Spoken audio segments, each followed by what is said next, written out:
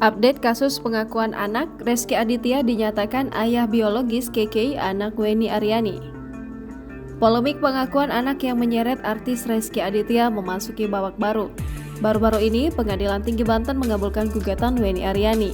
Pengadilan Tinggi Banten menyatakan Rezky Aditya adalah ayah biologis dari Naira Kaimita Tarekat atau KK. KK, anak Rezky Aditya hasil hubungan tanpa pernikahannya dengan Wenny Aryani.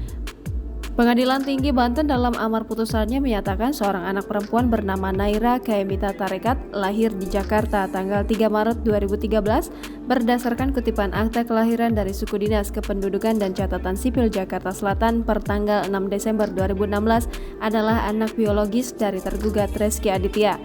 Putusan itu diputus oleh Ketua Majelis Hakim Salahuddin SHMH dengan anggota Victor Jagoto SH dan Immanuel Sembiring SH.